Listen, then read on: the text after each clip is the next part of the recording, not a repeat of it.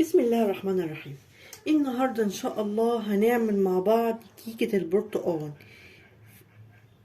شايفين الحاجات الاورنج اللي جوه دي، البرتقاني دي، ده بقى السر اللي بيخلي كيكة البرتقال تبقى رهيبة وجميلة.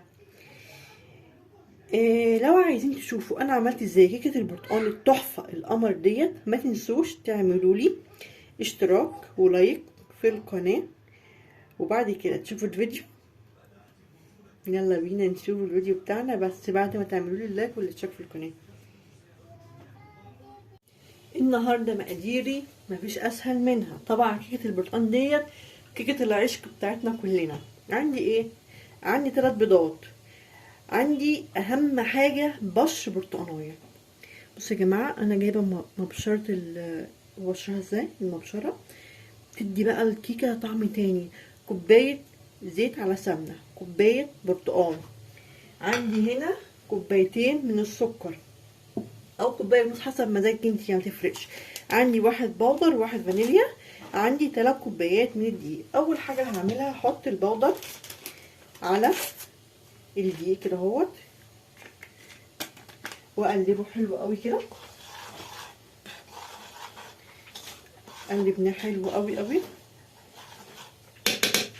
تاني حاجه هحطهم بقى على جنب. هجيب الخلاط بتاعي، هحط كل المكونات على بعض. ال3 بيضات،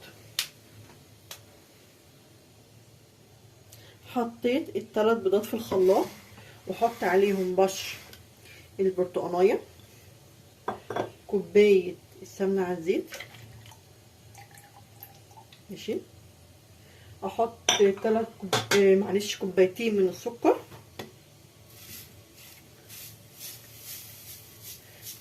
بصوا يا جماعه الكيكه سهله جدا وتحفه. يعني انا بجد انا عن نفسي ممكن اعملها كل يوم، ما بيفرقش معايا. واحط عليهم اخر حاجه كوبايه البرتقال اللي انا عصراها، برتقال فريش كده، يا سلام يا خراشي. بصوا يا جماعه حلو تحفه. واحط الفانيليا، هقوم ضربهم في الخلاط حلو قوي قوي قوي، وهرجع اقول لكم نعمل ايه.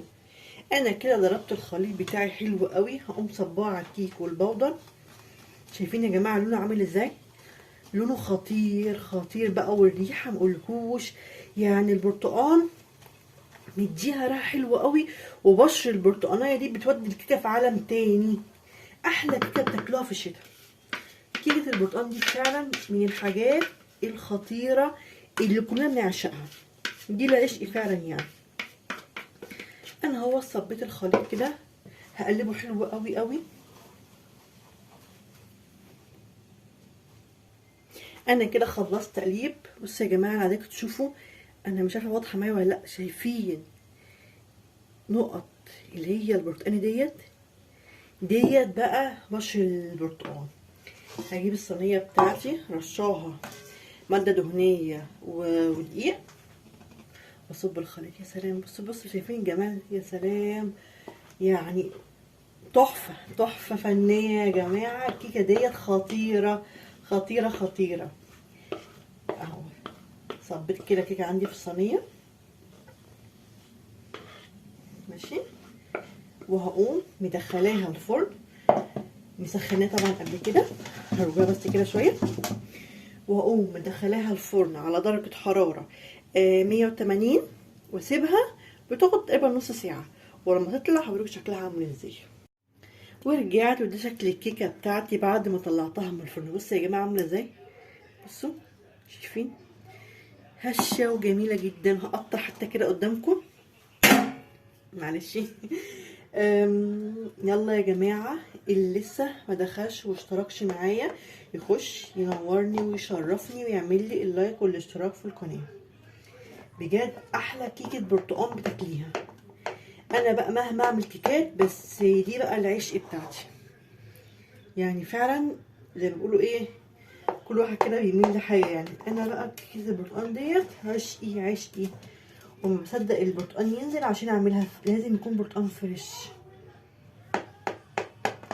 في بدائل كتير على فكره كيكه البرتقال، يعني في ممكن يعملوها بفانتا او مريندا، في بيعملوها بتانج، في بيعملوا حاجات كتير قوي، بس الا البرتقال حاجه تانية. بصوا يا جماعه طلع عامله ازاي، شايفين؟ شايفين ده شكل الكيكه بتاعتي، لونها عامل ازاي، تحفه. لا بصوا طريه ازاي، اسفنجيه رهيبه. ده كان الفيديو بتاع النهارده. لو عجبكم الفيديو ما تنسوش تدعموني بلايك واشتراك في القناه. والسلام عليكم ورحمه الله وبركاته.